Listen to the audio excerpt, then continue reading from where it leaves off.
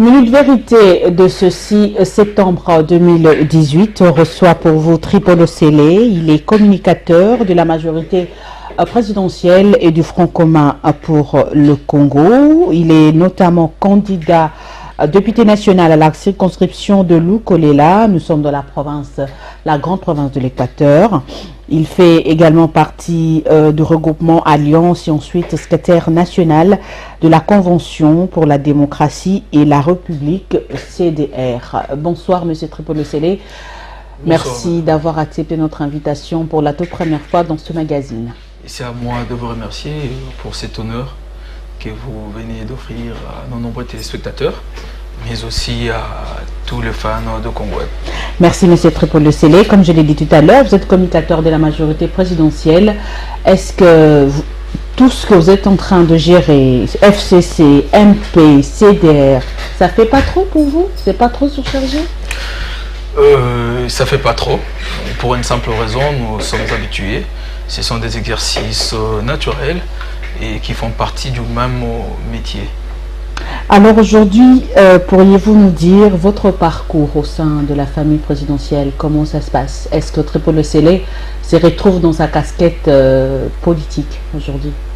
Oui, je me retrouve. Pour une simple raison, nous avons une autorité morale passionnée de la République, un véritable patriote qui ne se lasse jamais de tracer des lignes, de donner des orientations et même de nous encadrer. Donc, raison pour laquelle je suis fier et heureux d'appartenir à cette grande famille qui est pilotée par le secrétaire général Obaminaku, président de l'Assemblée évidemment, et qui jusque-là nous ramène à bon port. De victoire en victoire. Qu'est-ce qui vous a poussé à choisir la famille présidentielle? Pourquoi pas l'opposition? Pourquoi pas d'autres plateformes? Adepte de Joseph Kabila depuis 2001. Et si on doit rentrer en arrière, je dirais depuis 98, la première fois où j'ai découvert l'homme dans ses casquettes de temps, de général-major, et passionné par sa vision en 2001, en remplaçant de son père, oui. nous allons Désiré Kabila. Et nous avions compris qu'étant que jeune, il fallait à tout prix aller apporter sa petite contribution à cette idée d'émergence qui est venue de ce grand homme d'État, que j'appelle aujourd'hui le père de l'alternance de la République démocratique du Congo. Qu'est-ce qui vous plaît en fait au sein de la majorité présidentielle? Qu'est-ce que vous appréciez? Je le répète, la vision de l'homme, Joseph Kabila, l'autorité morale, sa passion, ses visions, c'est ce qui me plaît de plus. Ce monsieur a sacrifié sa jeunesse, il a sacrifié sa famille pour cette république. Gérer un semi-continent comme la nôtre n'est pas du tout facile, madame. Franchement, le gérer, c'est pas du tout facile, pas donner à n'importe qui.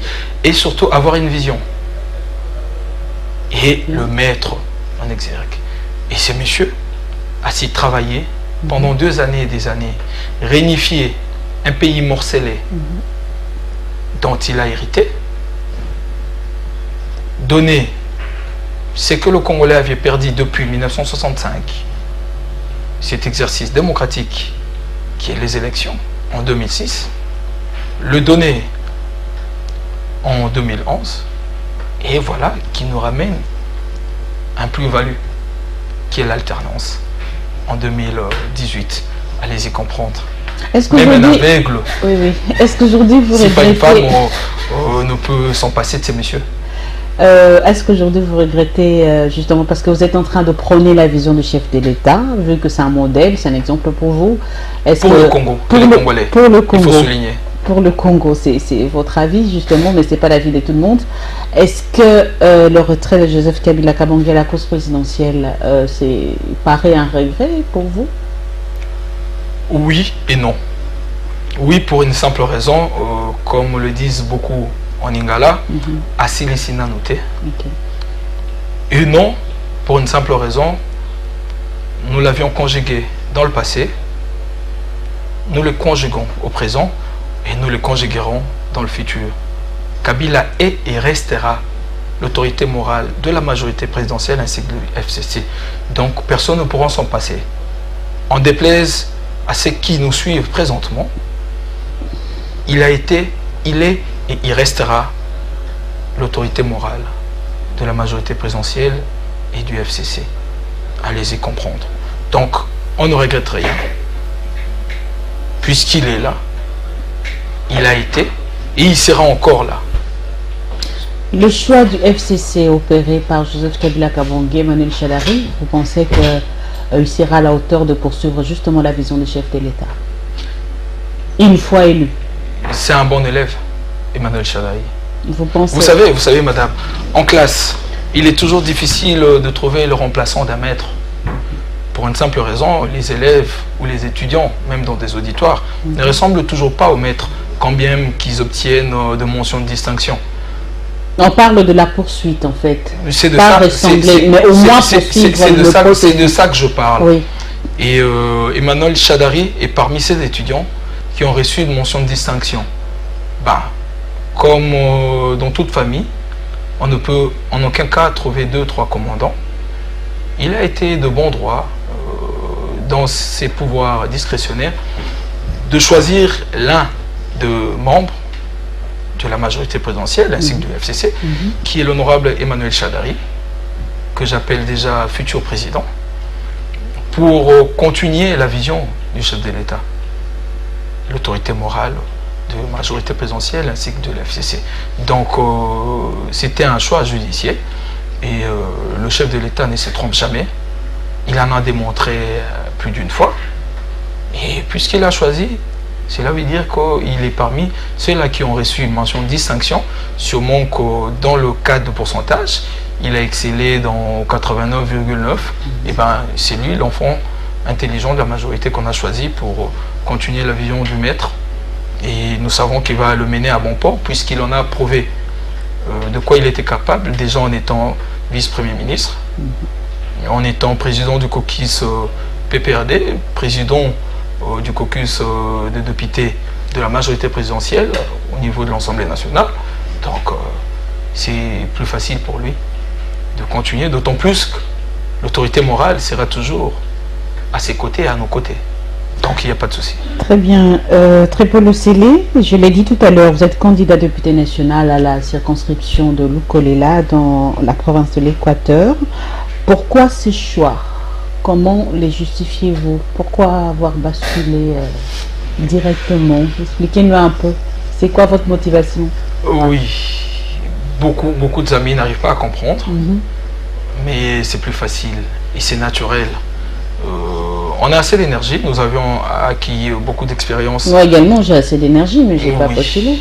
Oui, on comprend. Vous aimez tant votre plateau que vous ne voulez pas aller, comment dirais, cheminer en politique.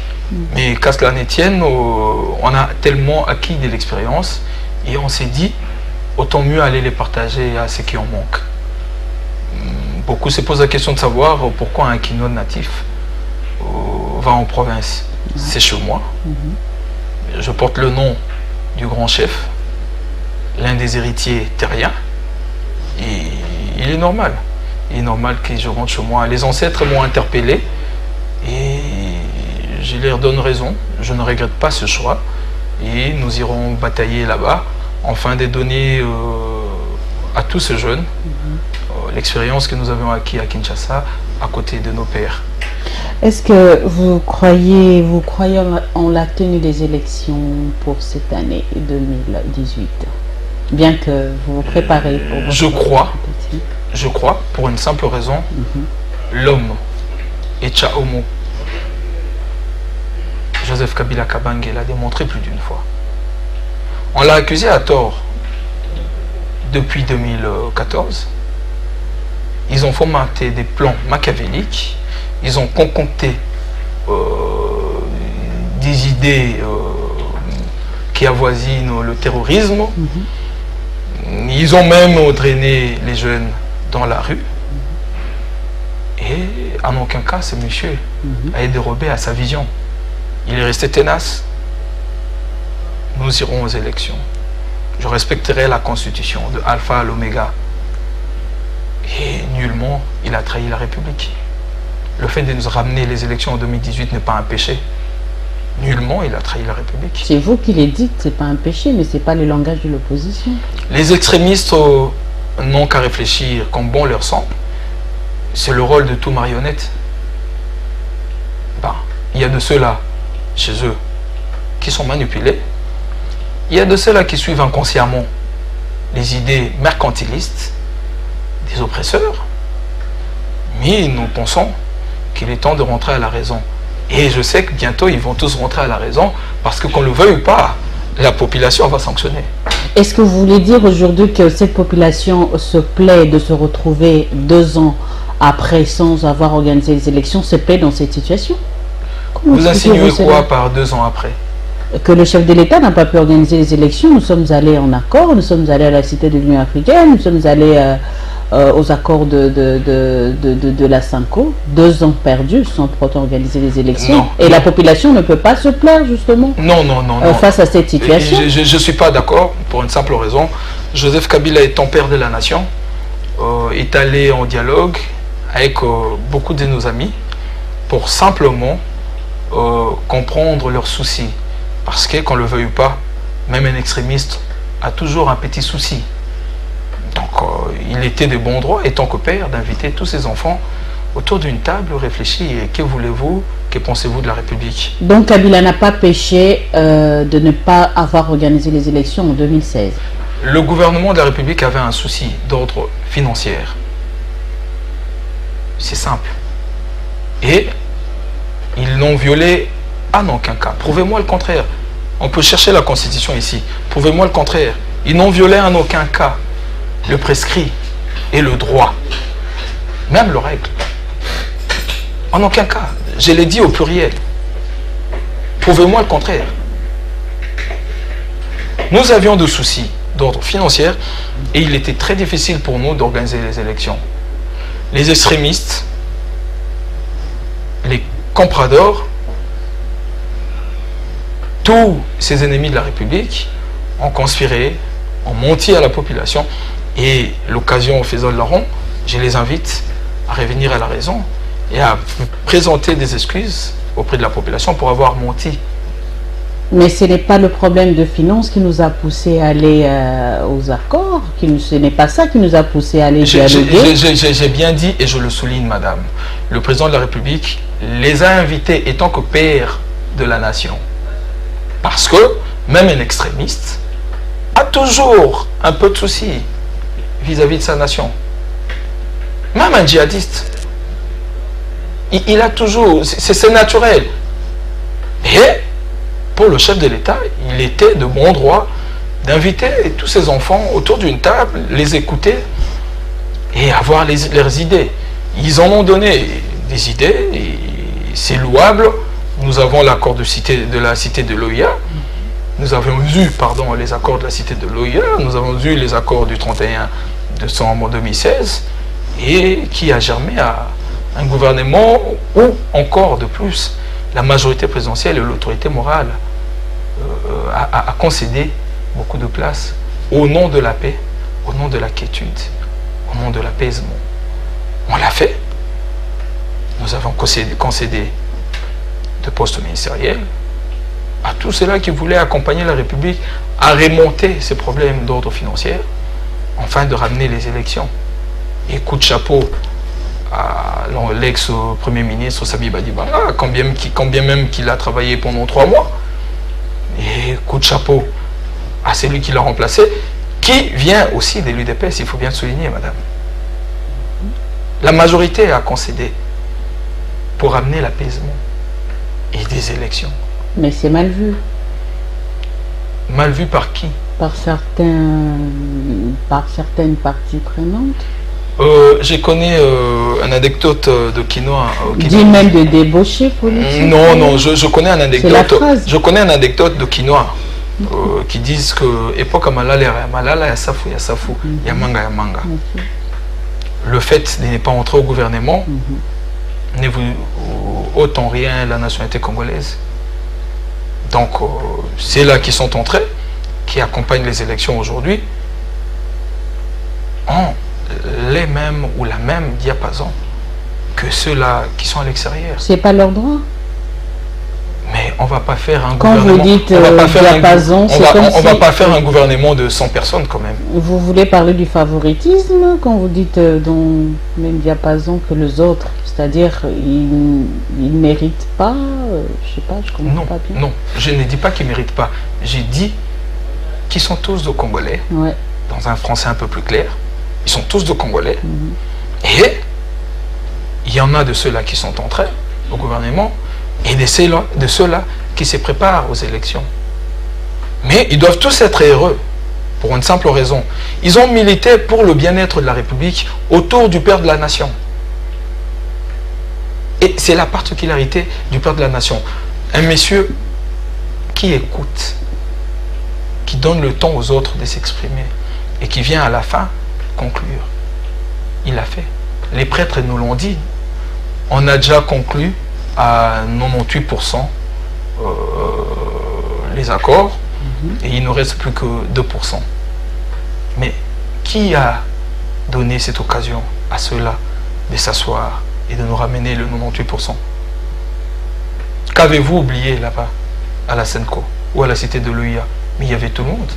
Il y avait les Fachi, il y avait Martin Fayulu, les Camérés et autres. Ce sont tous de dignes fils du Congo qui sont allés sous l'impulsion, quand bien même qu'ils n'acceptent pas le vocabulaire du président de la République. L'homme qui a toujours amené la paix. Un vrai partisan, un vrai patriote. Et de là est venu le gouvernement de M. Bruno Tshibala, qui est un héritier de Feu Étienne Tshisekedi, le papa de Félix Tshilombo. Donc, quand bien même. Et je sais que le secrétaire général Kaboun doit être heureux parce qu'il a un digne fils à la primature qui s'appelle Bruno Tshibala, son aîné au niveau du parti. Donc, estimons-nous heureux que ce gouvernement, sous l'impulsion du président de la République, a travaillé. Et aujourd'hui, nous avons les élections qui est financées par la République, le fonds propre de la République. Logistique, matériel, tout. Pensez-vous y arriver dans cette situation? Seule la RDC peut financer entièrement les élections. Est-ce possible? Allons-nous arriver? C'est possible. Nous sommes à quelques mois. Les présidents Nanga en Corée du Sud. Mais alors? L'ONU a récemment réitéré son offre quant au soutien aux élections, au processus électoral en République démocratique du Congo, mais le gouvernement dit niet. Il n'a pas besoin à ce qu'il soit assisté et il veut faire les choses tout seul. Pensez-vous que sans le partenaire qui nous ont depuis accompagnés, ce processus sera-t-il crédible? Certes, vous avez le monopole des questions, mais je veux quand même poser une question moi aussi. Est-ce qu'il est compliqué pour un oncle qui a toujours financé les études de son neveu d'accepter que le parent de cet enfant puisse financer lui-même les restes des études? Ce n'est pas pareil, monsieur. Non, c'est pareil. Ils nous ont financé parce que nous avions eu des soucis. Mais puisque nous sommes aujourd'hui dans la position la plus confortable, à quoi ça dérange? Avec quel budget aujourd'hui au Parlement, monsieur Tripolo-Sélé? Je croyais que nous parlions des élections et non d'un budget, parce que c'est dans ce même budget qu'on a voté une partie de l'argent qui sera attribué à la CENI.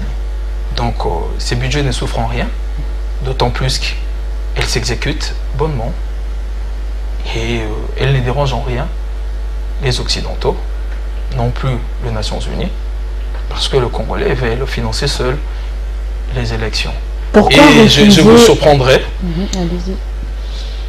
Demandez-leur combien ont-ils financé ou combien ont-ils apporté comme apport en termes de pourcentage à la République française, allemande, américaine, avec les élections de Donald Trump, Macron et autres.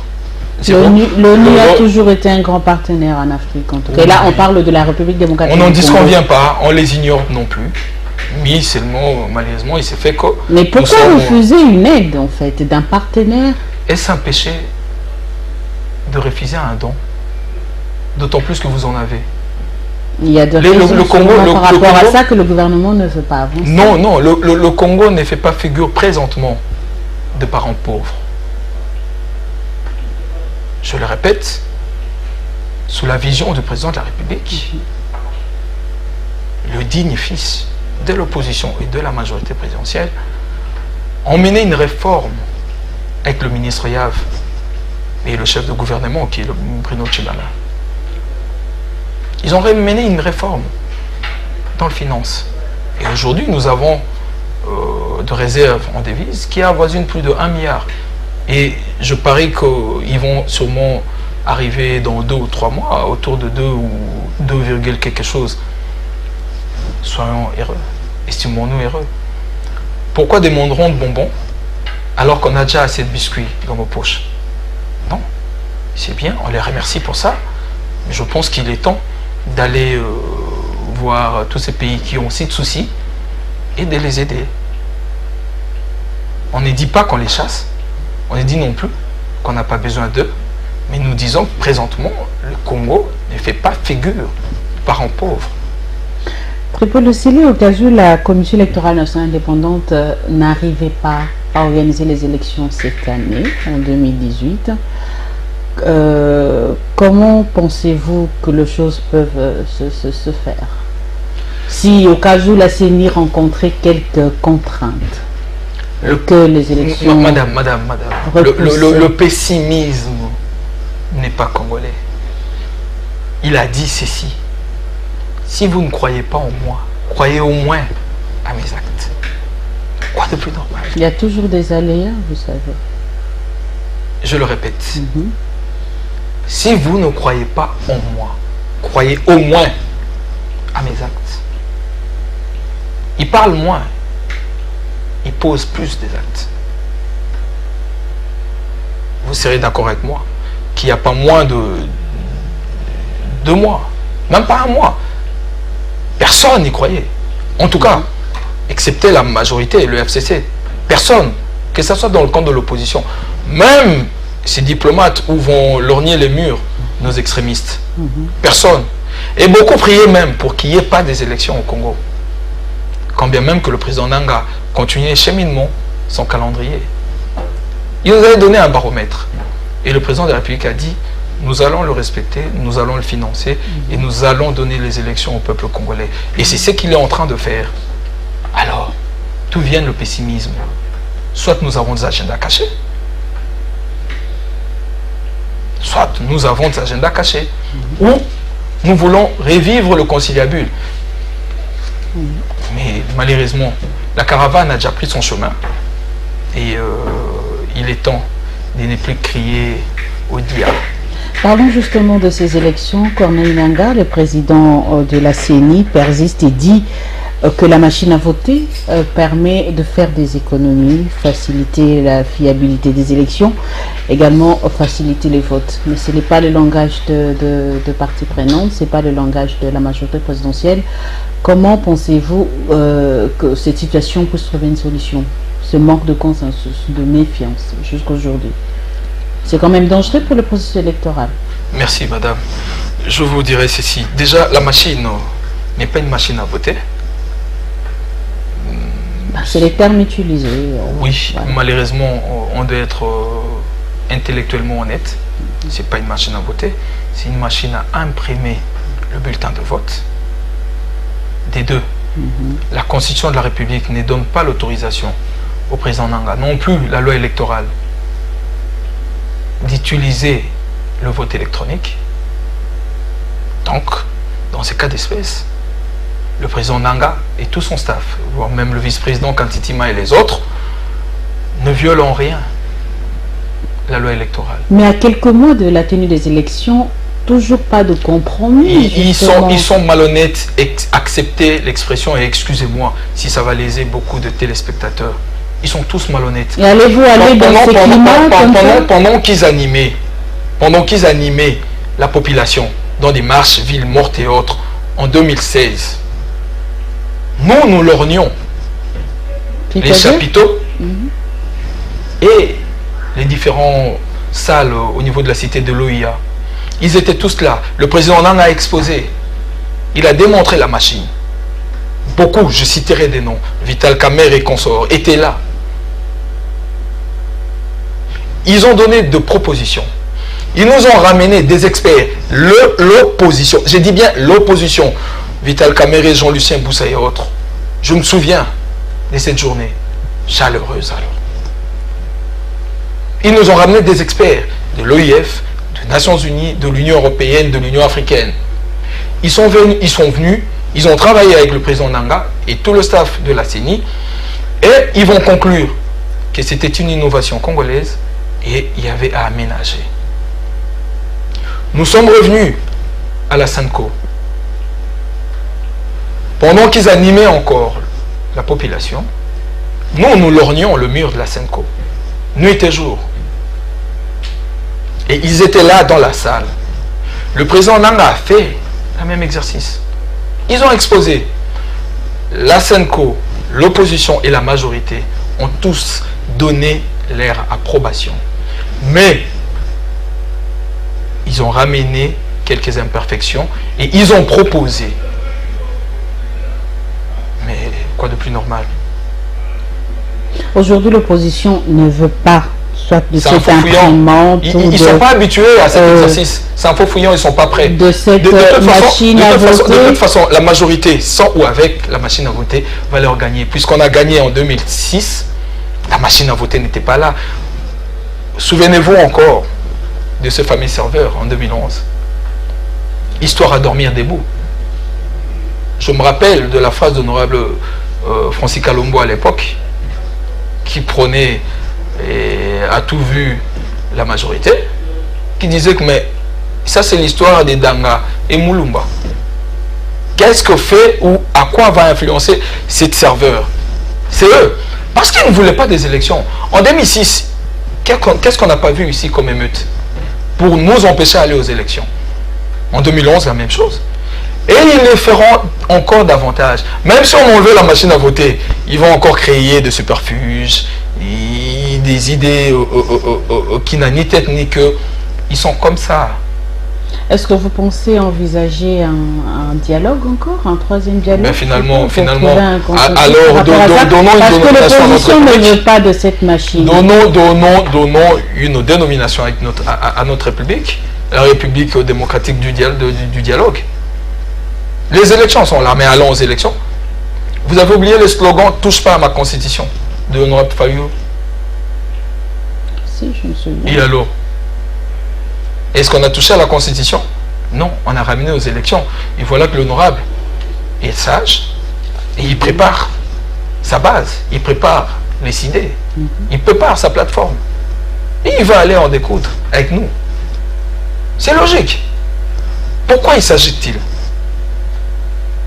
Allons aux élections. Il s'agit pour deux raisons qu'ils essayent d'avancer, manque d'inclusivité. Face à une machine à imprimer, déjà ils montent lorsqu'ils disent que c'est une machine à voter. Ils font croire à la population que c'est le vote électronique alors qu'il n'en est pas un. Manque d'inclusivité, certains candidats de quelle inclusivité? Isolés du processus électoral. De quelle inclusivité? Moi, je n'ai qu'une seule ou un seul passeport, une identité congolaise. J'en ai pas deux. La loi dit quoi en cette matière? La loi dit quoi, madame, en cette matière? Je vous écoute. Mais la loi est claire. La loi congolaise n'accepte pas la double nationalité. Oui. Lorsqu'on applique la loi, vous criez au scandale. Mais alors, nous sommes au Western. Que pensez-vous, M. Tripo-Losele, de l'invalidation de certains candidats à la course présidentielle et l'arrêt rendu par la Cour constitutionnelle, en toute sincérité? Je respecte tous ces grands hommes pour une simple raison. Ils ont aussi osé là où peut-être je ne pourrai jamais le faire. Et je les en félicite pour ça. Mais malheureusement, il faut souffrir. La loi électorale telle qu'elle est modifiée ne laisse pas beaucoup de tard, contrairement à l'ancienne. Mais d'aucuns accusent la majorité d'être de mèche avec la Commission électorale nationale indépendante. Finalement, la majorité devient une deus machina. Finalement. Ne confondons pas les choses. La majorité présidentielle est un fait privé de l'autorité morale Joseph Kabila Kabange. La majorité présidentielle n'influe en rien la bonne gestion ou à la bonne gestion de la République. La majorité présidentielle ne gère pas la République. Donc vous voulez dire que la décision de la Cour constitutionnelle est juste, a été juste? Je ne peux que le respecter. Et même à la maison, les enfants sont toujours pas contents lorsque Papa Pini ou le règle de la famille les ramène à l'ordre. C'est bien malheureux de voir tous ces leaders, passionnés aussi du Congo, il faut le souligner, être invalidés pour des raisons valables. Le cas Bemba? Il faut se référer à la CENI et à la CPI. Je ne suis pas un juge, mais néanmoins, vous serez d'accord avec moi, nous l'avions tous suivi dans des différentes chaînes, internationales comme nationales, lorsqu'il a été condamné pour de faits de subordination témoin, qui est synonyme au droit congolais de corruption de témoin. Beaucoup, même si nous rentrons dans un langage un peu plus facile, beaucoup n'arrivent pas à expliquer à la population que le terme subordination fait référence. À quoi elle est subordonnée? Ces invalidations aujourd'hui au pays créent de conséquences néfastes au sein de la population. Et d'ailleurs, même le MLC pense boycotter le processus électoral. C'est de bon droit, c'est naturel pour eux. Et pense mener des actions de grande envergure dans le tout prochain jour. C'est de bon droit. Nous sommes en République démocratique du Congo. Et je pense qu'ils doivent se référer à la loi. Et rien ne sera compliqué pour eux. Le fait d'invalider les sénateurs Bemba ne dit en rien que le MLC se perd dans l'espace politique. Non, au contraire, il a beaucoup de cadres. Il y a le secrétaire général Bazaïba qui est là, il y a l'honorable Fidel Babala et les autres. Il y a mon frère porte-parole du MLC qui est là, qui est un jeune, qui a beaucoup de tonus, qui va sûrement se battre à la candidature et pourquoi pas gagner dans quelques circonscriptions. La majorité aujourd'hui est accusée de diviser l'opposition politique congolaise. Pour une simple raison. Pardon, pour quelle raison? Parlons de l'arrêt rendu par la Cour constitutionnelle.